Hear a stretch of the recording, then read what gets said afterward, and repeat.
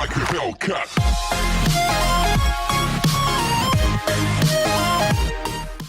Hello and welcome back to the channel where once again it's time for another review. Now you may well be wondering why on earth am I doing a separate review for Hardcore 4x4 on the PlayStation. This game does not deserve it, and whilst it doesn't, I realised after my comparison video that I didn't really have enough footage of Hardcore 4x4 on the PlayStation with the weather effects off, and a lot of people mistook the PlayStation version for having really bad draw distance and pop-up because of the fog and the mist from the weather effects. So I thought, you know what, the best way I can correct that and do this game a little bit more justification, not that it really needs it, is do a separate review for the PlayStation version. So sit back, relax, and try to enjoy some hardcore 4x4 action on the PS1.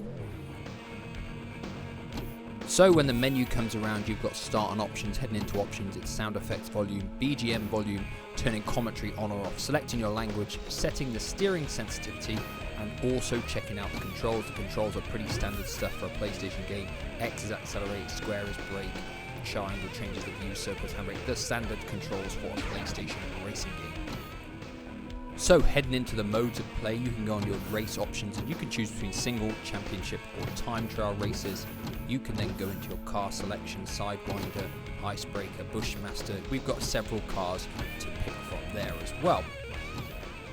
Dropping down, you can pick between automatic and manual transmission. We've got plenty of courses to pick from, 6 in total, all with quite varied terrain and potential weather effects. Dropping down then as well from that, you can move on to whether you want novice, pro or extreme. They're unavailable because you need to complete championship mode to unlock them, and then of course you can move across and select the weather effects. So like I do with my reviews, I'll talk about how it looks, how it sounds, how it plays, what kind of lifespan and content it's got, and whether it's worth playing. Today I will just be doing it in a little bit more detail than I did with the comparison video. Now Hardcore 4x4 doesn't look too bad on the PlayStation. I think for November of 1996 it looks absolutely fine. It's definitely on par with the majority of racing games that were around back then. It runs quite well. It's actually quite a fast running game on the PlayStation.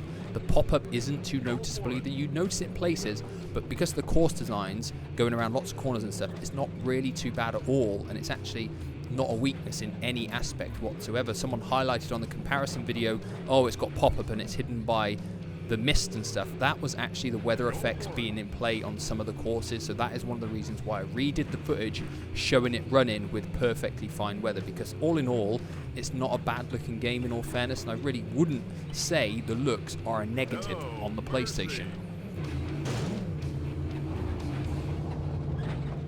So moving on to sound effects and music, and I still genuinely feel the sound effects and the music are the highlight of the game, whether we're talking about the Saturn version or the PlayStation version.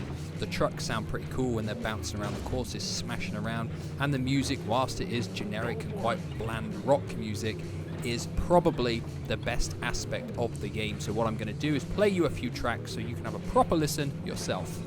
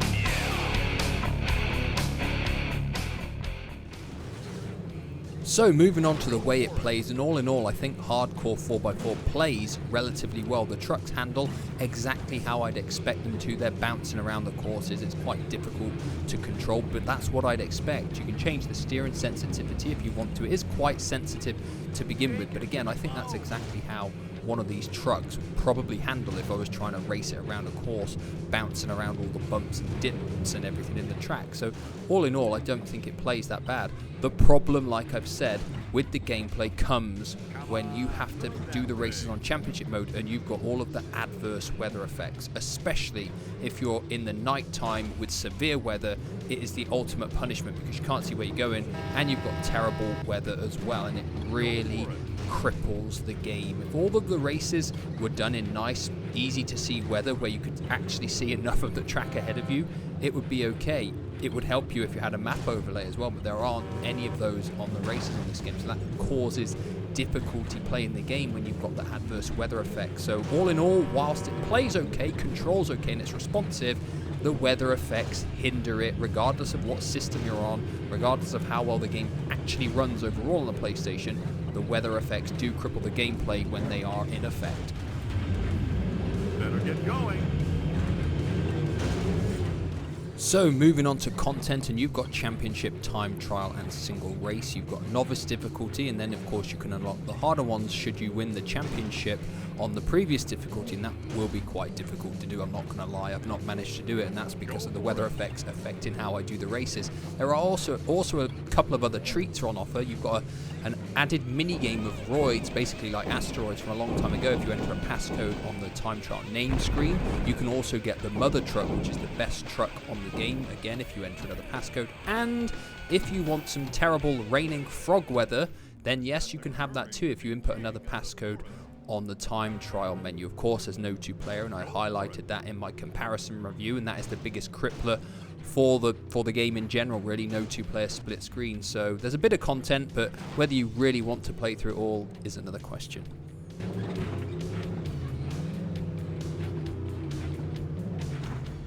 So is my opinion much different than what I said on the comparison video? Not really. I just thought I'd do this more in-depth review because a few people thought the game was actually full of fog, pretty much like an N64 game, and it actually isn't. It does run fine, and like I've said, that's just the terrible weather effects. Will I recommend playing this game today?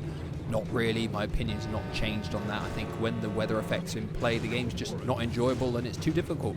So, you know, when a game's like that, it's never going to have any encouragement to be played. And Hardcore 4x4 falls into that category. I said there's so many racing games on the PlayStation from that era of time, and none of the great ones had really come out. They really changed with the release of Gran Turismo, which came out in Japan at the end of 1997. That's when the PlayStation games, in terms of racing games, became top quality stuff, and Hardcore 4x4 is just nowhere near that quality, and as such, I don't recommend you go out and buy it, and I don't recommend you go out and play it. If your opinions are different, let me know down below. But that is it today. Just a summary of the PlayStation version of Hardcore 4x4 in a bit more detail. Thank you for watching, and I'll see you again soon for another video. Goodbye for now.